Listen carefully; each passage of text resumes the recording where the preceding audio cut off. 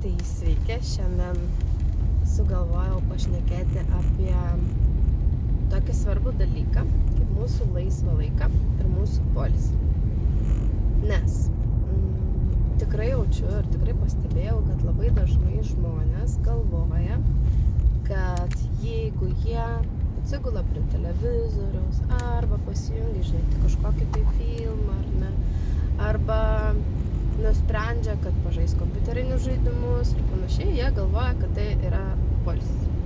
Iš tikrųjų, tai yra tiesiog pramogos, tai yra mūsų gyvenimo įvairinimas, mūsų išėjimas iš rutinos. Tačiau realiai, jeigu ypač jūs dirbate protinį, intensyvų darbą, tai yra absoliučiai priešinga poilsiui, nors galėtų atrodyti kitaip, todėl kad mūsų vyksta didžiulė stimuliacija.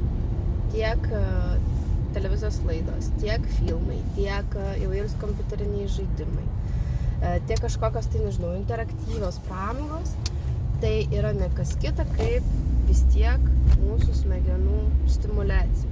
Ką reiškia iš tikro ilsėtis? Iš tikro ilsėtis tai reiškia, jeigu aš esu pavargęs, aš einu miegoti.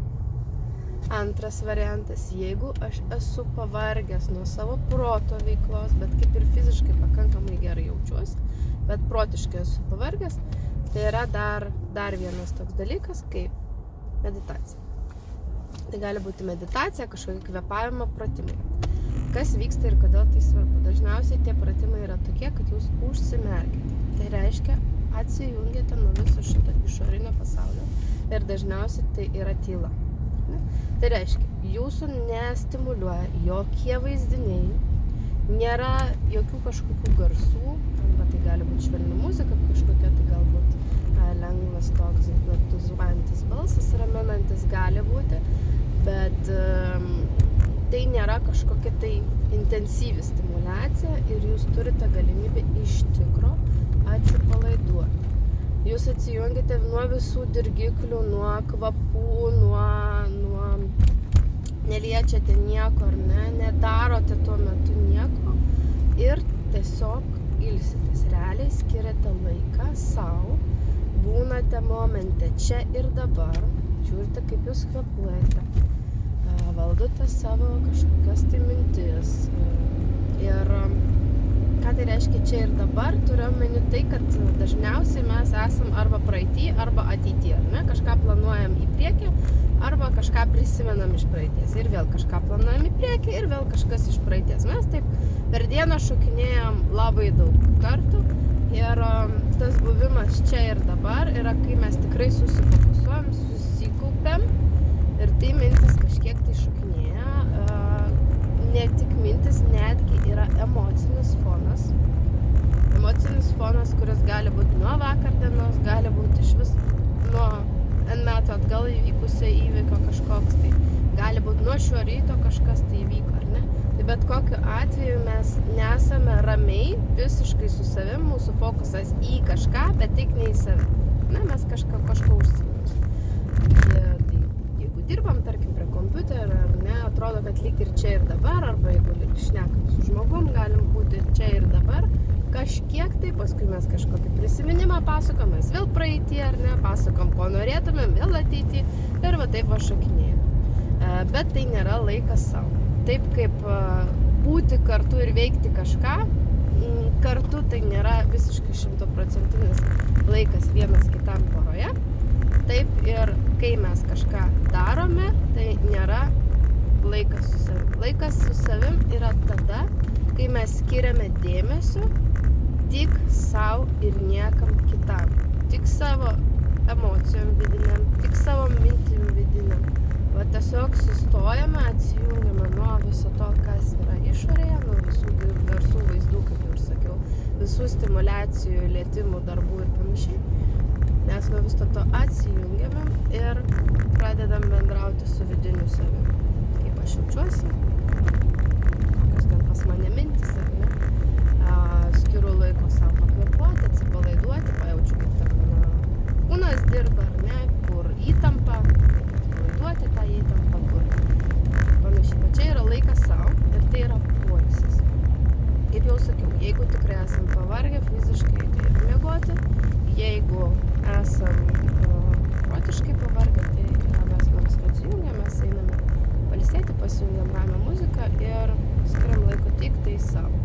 Na, ir tas laikas ramią muziką klausyti, tai ne tam, kad galvoti dar daugiau nuo visko atsiribojus, o tam, kad mažiau galvoti arba galvoti tik tai, ką konkrečiai reikia, ramiai susidėlioti, pasikoreguoti kažką, kas pasąmonėje yra, ar ne, kažkokios mintis iškyla, mes tada lengviau jas pastebim, tarp kitko, nebėra tokio intensyvaus minčių srauto.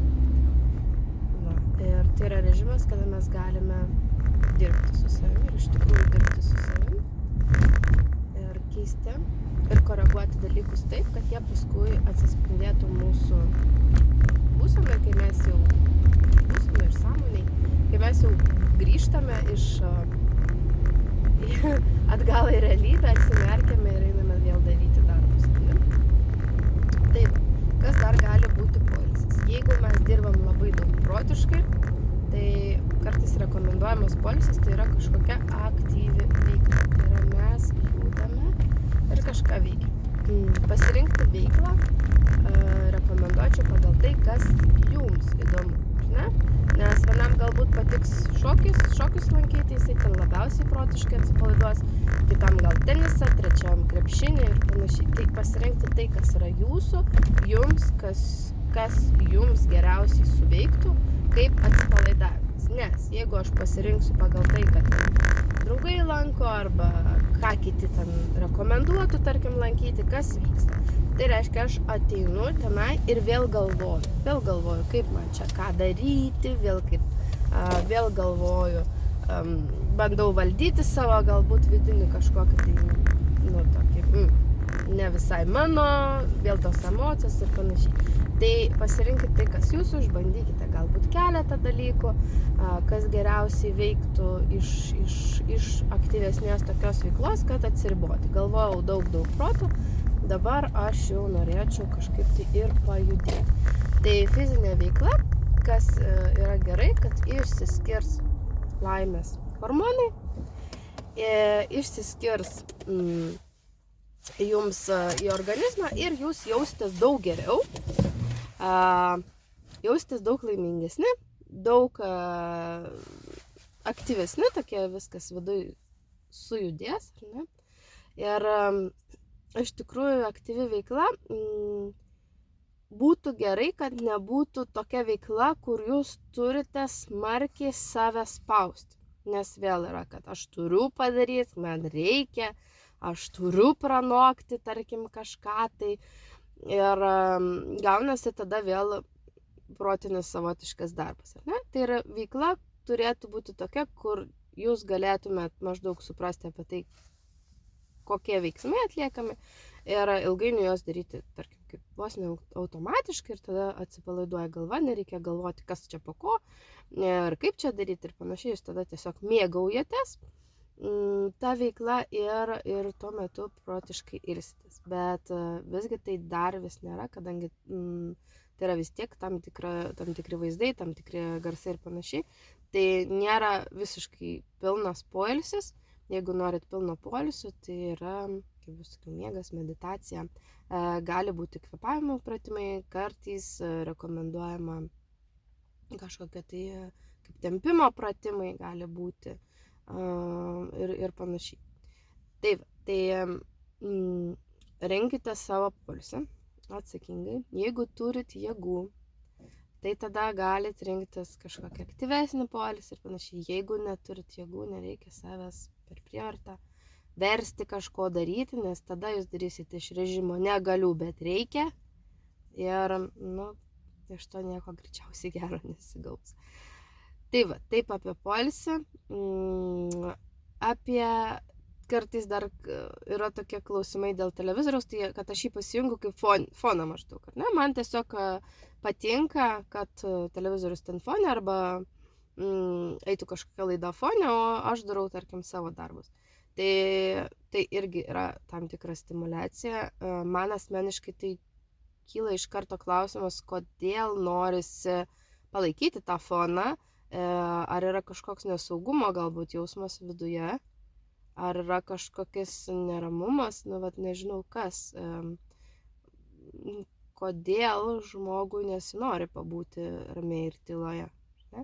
Nes kas vyksta ramiai ir tyloje ir dėl ko, pavyzdžiui, yra kažkokios tai tam tylos stovyklos ir panašiai, tai mano akimis, tai kada žmogus sustoja ir atsitraukia nuo visų savo darbų, nuo visų savo priklausomybių, nuo visų savo veiklų, nuo visų savo reikia, privalau ir panašiai, kartais žmogui pradeda kilti labai nepatogios emocijos iš kažkur tai, ne, iš praeities gali būti labai nepatogios, nemalonios jos yra. Ir tiesiog žmogus jaučia, kad vėl jisai turi kažką daryti, kad to nejaustų. Ne? Tai drąsinu, skatinu kartais susitikti su šiomis emocijomis, nes jos labai daug ką pasako. Labai daug, pripratau žiūrėti čia, labai daug duoda informacijos mums apie pačius mus. Ne?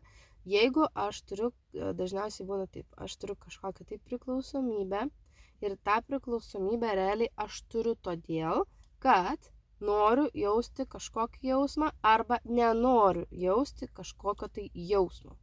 Ne? Tai reiškia, kad aš nenoriu, pavyzdžiui, jaustis pavargus, suirzus ir panašiai, aš galiu griebtis arba sporto, arba valgyti, arba vartoti alkoholinius gėrimus ir panašiai. Ne? Arba kitas dalykas, kad aš noriu jausti, tai reiškia, aš, pavyzdžiui, diena iš dienos nejaučiu ten džiaugsmo, laimės, atsipalaidavimo ir tada aš imuosi kažkokių tai veiksmų, kurie nors tuo pačiu man ir kenkia, bet ale kažkuo ir padeda, ar ne? Ir pavadinkim taip, tada aš kuriu tom substancijom jausmus tuos, kuriuos aš norėčiau jausti. Bet kas čia yra svarbu, kad tuos jausmus, kad juos jausti, tuos jausmus, realiai yra daugybė būdų, kaip galima būtų tai padaryti. Tai galima tą patį džiaugsmą generuoti ir kažkokiais skaniais užkandžiais ir alkoholiniais kokteiliais. Ta patį džiaugsmo jausmą galima generuoti būnant su mylimais draugais, būnant gamtoje, glostant savo naminius augintinius, išvažiuojant į kelionę ir panašiai. Tai visa tai yra tik priemonės tam, kad mes galėtumėm jausti ar nejausti tam tikrus veiksmus. Ne? Ir jos yra visą laiką įmanomos pakeisti, taip, tai yra jūsų įpročiai, lengva nebus, bet visą tai galima norint, galima viską pakeisti ir koreguoti. Tai, žinia, yra tokia gera.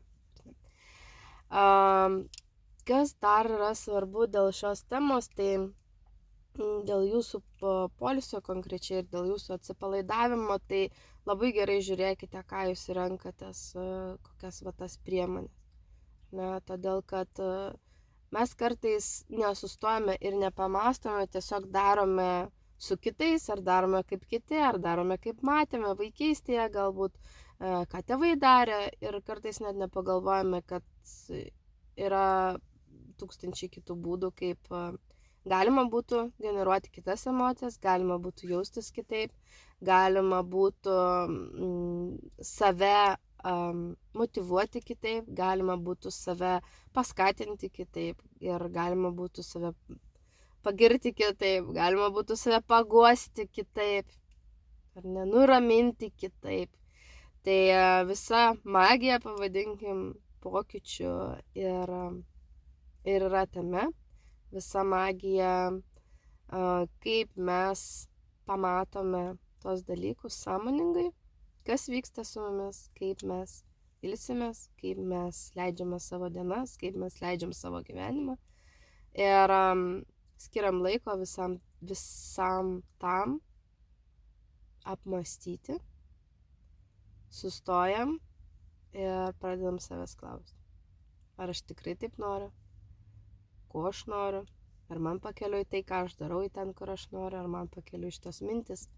Mano laisvą laiką, kaip aš išnaudoju, ar man pakeliui? Nes realiai ilgainiui ir pati pastebėjau, ir ant kitų labai gerai matosi, kad žmonės tie, kurie kažko siekia, jie iš tikrųjų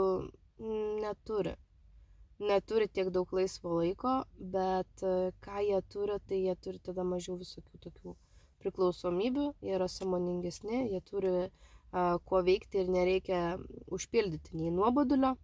Tarp kitko, nuobodulys yra pakankamai gera emocija, nes mes turim galimybę pabūti ir pajausti ryšį su savim, bet dauguma mūsų bando jį kažkaip tai irgi užbūti kažkokiais veiksmais, ar ne, tą nuobodulį, kad nejausti to. Tai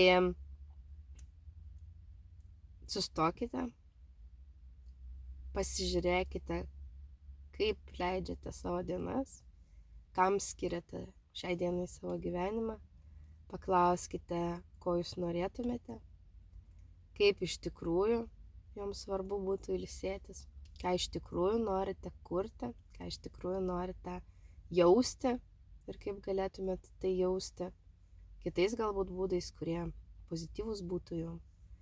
Ir pamilkite savo gyvenimą ir save iš tikrųjų taip, kaip esate verti, jau dabar esate verti. Ir būkite daugiau laimingi, daugiau sėkmingi ir turintis daugiau tai, ko norite, negu tiesiog bandantis išgyventi dar vieną darbą ar dar vieną laisvą dieną. Tai va, su jumis buvo Indrė, Lucky Me, ir nekantraudama laukiu mūsų kitų susitikimų ir pakalbėjimo tam tikromis temomis. Jūs visą laiką galite su manim dalintis, kalbėtis, kas jums būtų aktualu, įdomu, kuo aš galėčiau pasidalinti iš savo pusės. Ir visą laiką galime susisiekti, jeigu yra kažkokia konkreti situacija, kur negalite rasti sprendimo. Galbūt jūs norite kažką daryti tuo savo laisvu laiku, tačiau tarsi atrodo, kad negalite. Tai aš esu tiem momentam, kad jums padėti. Na, dabar geros dienos ir iki.